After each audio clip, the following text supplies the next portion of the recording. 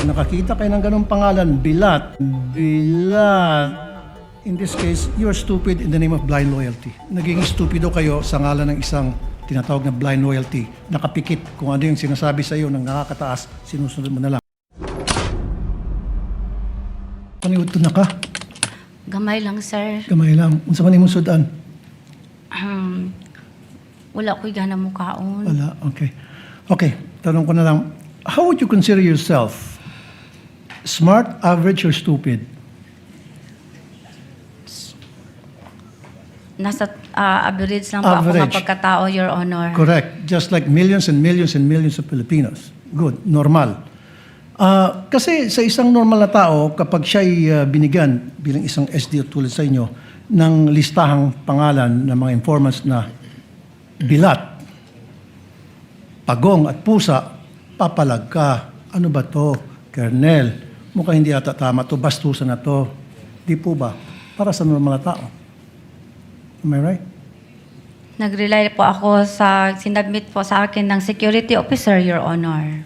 Kaya nga po, bilang isang normal na tao, ulitin ko, pag nakakita kayo ng ganong pangalan, bilat, pagong, pusa, etc.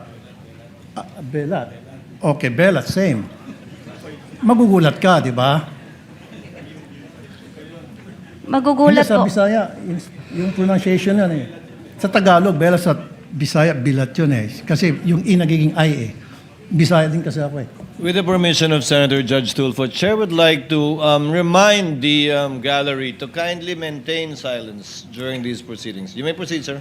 Kasi isa pa po, Madam Witness, meron akong kopya dito na kung saan maraming pangalan ng mga informant at iisa lang po ipirma.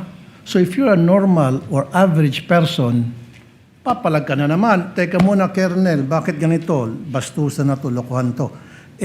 Yung iba-ibang mga pangalan pero isa lang po ipirma. Hindi ko nagtaka. Piniripay ko po yon si Corner La Chica, Your Honor. At ang sagot naman niya sa akin, Ma'am Gina, those are sensitive information, Ma'am Gina. At saka, confidential in nature po yon. So naniwala kayo sa sinabi niya na confidential nature kahit na isa lang signature sa napakaraming pangalan. Kasi So you siya took his po, word for it. kasi siya po ang nag-implement sa mga confidential activities, Your Honor, on the grounds. Siya po ang inatasan na mag-implement. Siya ang implementor po, Your Honor. So for me, in this case, you are stupid in the name of blind loyalty.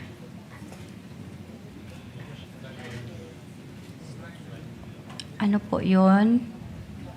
Naging stupido kayo sa ngalan ng isang tinatawag na blind loyalty. Nakapikit kung ano yung sinasabi sa iyo ng nakakataas, sinusunod mo na lang. Stupido ka pa rin, pero in the name of blind loyalty. Would you agree? Dili ko maintindihan, Your Honor. I'm sorry.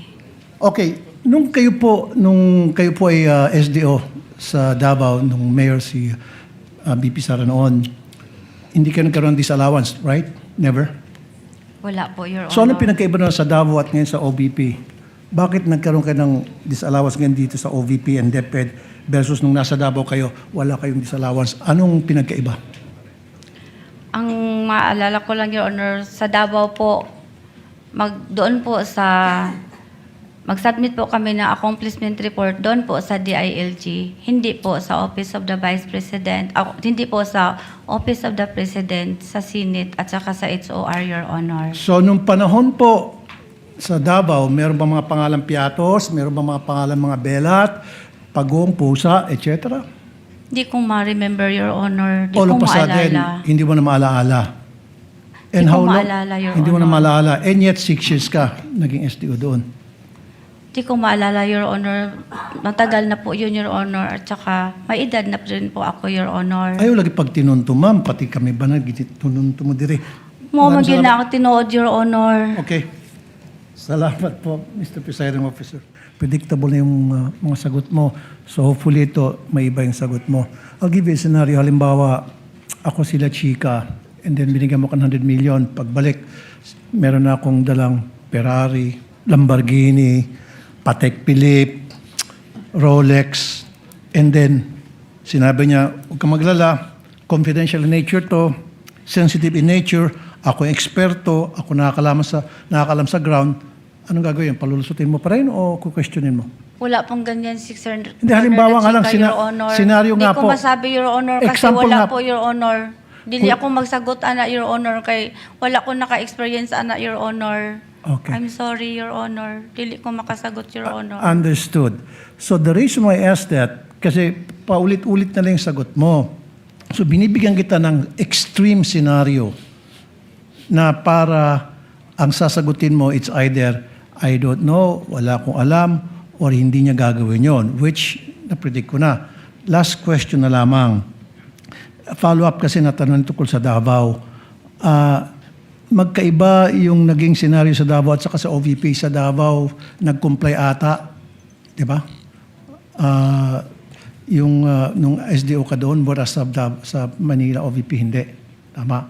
Yun ang pinagkaiba. Kasi sa Davao, hindi ka na flag down ng OWA. Wala po kaming IOM, Your Honor. Last na lamang.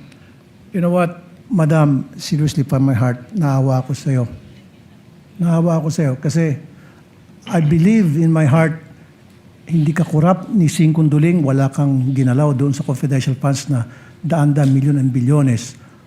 Ang masakit nito, yung mga taong nakinabang doon, binulsa yung ilang halaga sa perang yon or totally binulsa yung mga perang yon. Pangising-ising ngayon habang ikaw dito ginigil ka, pinagpapawisan ka, kawawa ang dating mo at baka makulong ka pa. My heart goes to you. Maraming salamat.